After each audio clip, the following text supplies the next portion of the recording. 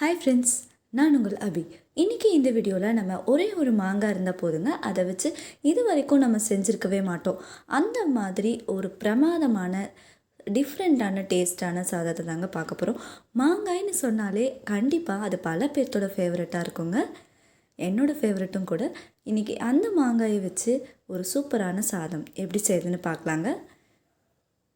அடுப்பில் ஒரு பேன் வச்சுக்கோங்க. பேன் சூடானதுமே அதில் கொஞ்சோண்டு எண்ணெய் சேர்த்துக்கோங்க. இதில் சேர்க்கக்கூடிய இன்க்ரீடியன்ட் எல்லாமே நம்ம வீட்டில் இருக்கக்கூடியதாக தான் இருக்கும். ஒரே மாதிரி சாதமெல்லாம் செஞ்சு போர் அடிச்சிருக்கிற சமயத்தில் இப்படி சிம்பிளாகவும் டேஸ்ட்டாகவும் இந்த மாதிரி சாதம் செஞ்சு பாருங்கள், நல்லாயிருக்கும். எண்ணெய் சூடானதும் கடுகு கொஞ்சம் சேர்த்துக்கோங்க. கடுகு பொரியட்டும். கூடவே கொஞ்சோண்டு சோம்பு, ஒரு பட்டை, ஒரு கிராம்பு மட்டும் சேர்த்துக்கோங்க. இது எல்லாம் வதங்கினதுக்கப்புறமா சிறிதளவு கறிவேப்பிலை இலைகளை சேர்த்து விட்டுக்கோங்க. கூடவே ஒரு 4 பல் பூண்டு எடுத்து கட் பண்ணிவிட்டு அதையும் உள்ளே சேர்த்து வதக்கி விட்டுக்கோங்க. அன்றைக்கி பார்த்துட்டோம் அப்படின்னா மத்தியான நேரமாக இருந்துச்சுங்க. வெறும் சாதம் மட்டும் இருந்துச்சு, ஒயிட் ரைஸு.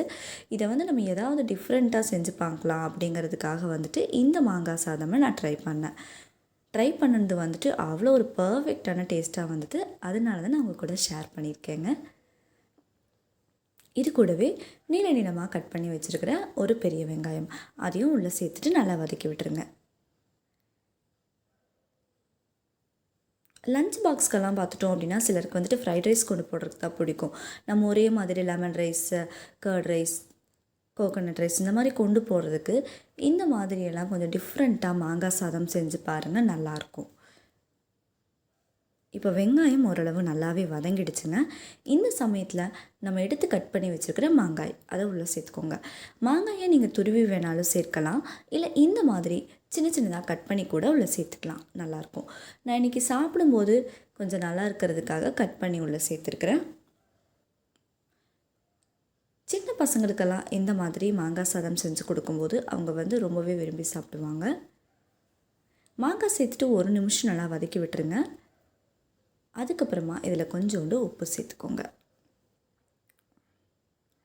இது கூடவே மசாலா சேர்த்துக்கலாம். காரத்துக்கு ஏற்ற மாதிரி மிளகாய்த்தூள், கொஞ்சோண்டு கரம் மசாலாவும் சேர்த்துக்கோங்க. ஒரு பிஞ்ச் அளவுக்கு வேணும்னா மஞ்சள் தூள் சேர்த்துக்கோங்க. சேர்த்துட்டு நல்லா மிக்ஸ் பண்ணி விட்டுருங்க.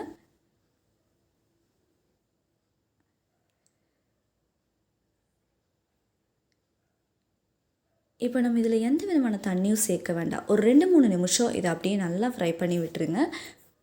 அடுப்பை நல்லா சிம்மில் வச்சுக்கோங்க. உப்பு மட்டும் பத்தலைன்னா இன்னும் கொஞ்சம் கூட உப்பு சேர்த்துக்கோங்க. இது கூடவே இப்போது நம்ம பெருங்காயம் கொஞ்சோண்டு சேர்த்துக்கலாங்க.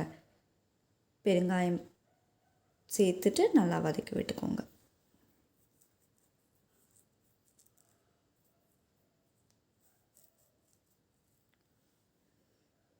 இப்போ பார்த்துட்டோம் அப்படின்னா இந்த மாங்காயில் நல்லா மிளகாய் தூளெல்லாம் பிடிச்சி காரசாரமாக இருக்குது, பார்த்தாலே நமக்கு தெரியும். இது ஒரு நிமிஷம் ஆனதுக்கப்புறமா நம்ம எடுத்து வச்சுருக்கிற சாதம் அதை உள்ளே சேர்த்துக்கலாம். நான் இன்றைக்கி ஒரு 2 பேர்த்துக்கு ஆகிற மாதிரி சாதம் இதுக்குள்ளார சேர்த்துக்கிறேன்.